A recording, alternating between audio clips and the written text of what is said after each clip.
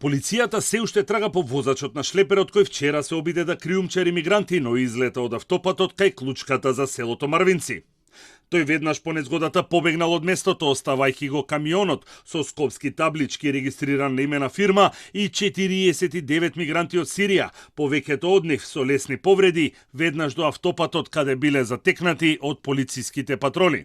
Според последните информации, двајца мигранти се задржани на лекување и се во стабилна здравствена состојба, а останатите, по укажаната лекарска помош, се наоѓаат во прифатниот центар на граничниот премин Богородица. Во овој период се преземаат мерки за пронаоѓање на возачот кој што веднаш по сообраќајната несреќа избегал од лице место.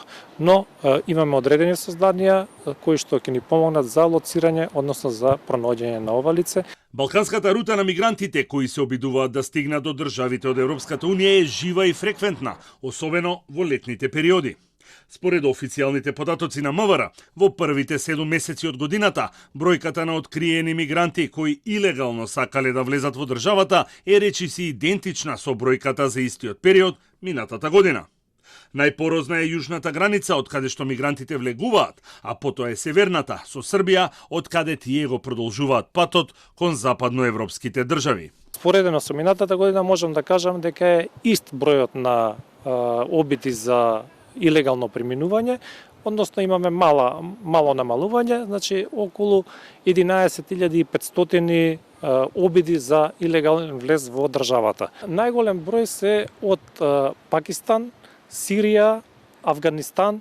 Оно што можам да го кажам дека за разлика од минатата година зголемен е бројот на обиди на лица од Сирија и од Мароко. Но бројката на фатени криумчари и пресечени канали за транспорт на мигрантите е двојно поголема од минатата година.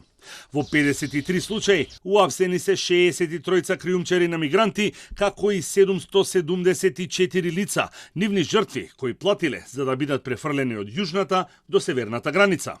Ова се должи на зголемената активност на полицијата, но и на помошта која што имаме од нашите пријателски земји, кои што заедно со нас работат на јужната граница и ни помагаат на македонската полиција и помагаат во чувањето на границата. Знаете, имаме таму од Австрија, од Словенија, Хрватска и од други земји, кои што веќе неколку години се заедно со нашите полициски службеници на јужната граница.